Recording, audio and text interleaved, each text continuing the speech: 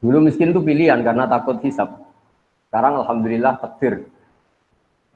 Nah, tapi teori itu ketika Imam Syafi'i berguru sama Imam Malik setelah wisuda, mungkin kalau sekarang termasuk kumplot, kata gurunya kamu harus mengaji lagi sama namanya Muhammad bin Hasan As-Syaibani.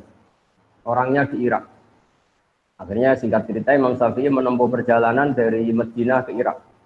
Dulu pakai onta.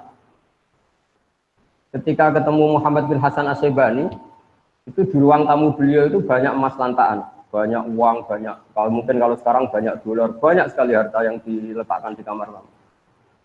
Jika Imam Syafi'i ini heran, ini ulama apa ini, pedunyan itu, suka harta. Ya.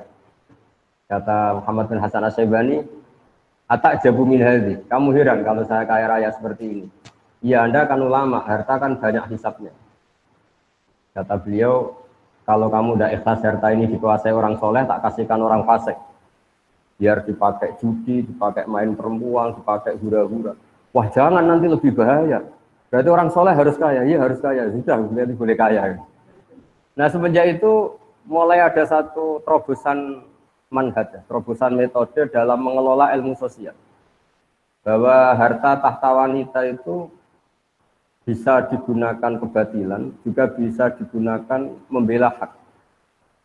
Wanita kita tahu al-madrasatul ula. Sekolah pertama adalah perempuan. Jika kalau kita punya istri solihah, punya istri afifah yang tidak terlintas berpikiran serong, maka betapa nyamannya keluarga kita. Hingga baiti jannati, rumah kita adalah surga kita. Kalau kita punya istri solihah, punya istri afifah. Jika perempuan ini luar biasa dalam proses pendidikan umat. Jika tidak ada orang alim, tidak ada orang pinter, tidak ada orang sukses, kecuali di belakangnya ada perempuan yang hebat. Tentu makna perempuan yang paling pokok adalah ibu. Kata Imam Syafi'i al-madrasatul ula. Harta juga gitu. Kalau orang fasik, orang-orang zalim punya power, hartanya besar, maka dia bisa menggerakkan kezaliman secara masif. Begitu juga sebaliknya, kalau orang soleh yang punya harta besar, maka bisa menggerakkan kesolehan secara masif. Nah, di sini ini hebatnya Allah Subhanahu wa taala yang memandu kita dengan Al-Qur'anul Karim.